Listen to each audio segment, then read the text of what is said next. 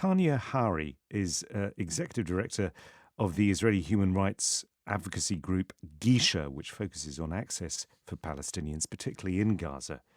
Um, what about that access to water in Gaza? So you had Israel blocking entry of fuel for 130 days since March 2nd, creating severe shortages. And of course, the since there's no electricity in the Gaza Strip following the October 7th attacks, fuel powered generators are vital for water desalination, purification, and distribution. A small amount of fuel let in last week just simply isn't enough. And what's more, we're seeing that about 80% of water and sanitation facilities are within areas that have been put under displacement orders. So that means many water wells and desalination plants aren't operating. And on top of that, you have pipelines bringing water purchased from Israel, and these have all at various points not operated.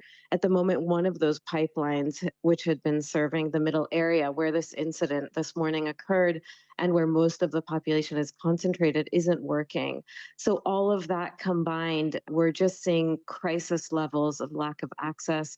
It's estimated that people are receiving less than 15 liters of water per person per day, which is the emergency standard. The Israeli army, and in particular Kogat, the part of the Israel Defense Forces that is responsible for the distribution of aid into the Palestinian territories. I mean, you mentioned, I think, 15 litres of water per day per person in Gaza, which is crisis levels. I mean, it put out a statement just within the last few days saying that the water supply stands at approximately 31 litres per person per day in the north of the Strip and approximately 43 litres per person per day in the south. So they are directly contradicting your figures. The issue is distribution. I don't know where they're getting their figures, but what they've done throughout the war in their communications is taken, the amount that in theory could be available. The same with aid, and what we're seeing at the moment is a total crisis in terms of access.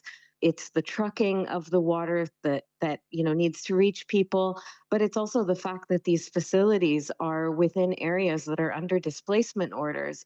So it could be that there is some water available in a certain well, but if it's in an area where if you enter that place, you'll be shot, well, effectively, that water is not available to the population. And similarly, when it comes to fuel, again, you said that only a small amount of fuel is getting in. I think it was just 2 days ago they announced, Kogat, that 150,000 litres of fuel were transferred through the Kerem Shalom crossing this week. Again, are you saying that either those figures are incorrect or they're simply inadequate?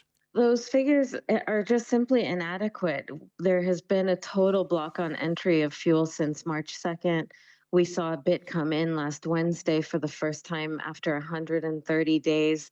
Water is needed for every kind of life saving civilian infrastructure in Gaza, for hospitals, for clinics, for water and sanitation facilities, for the communication systems, ambulances, and rescue services.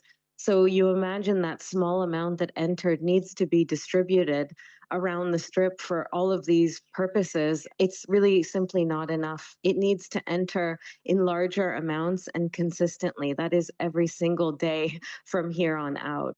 Tania Hary from the Israeli human rights group Gisha.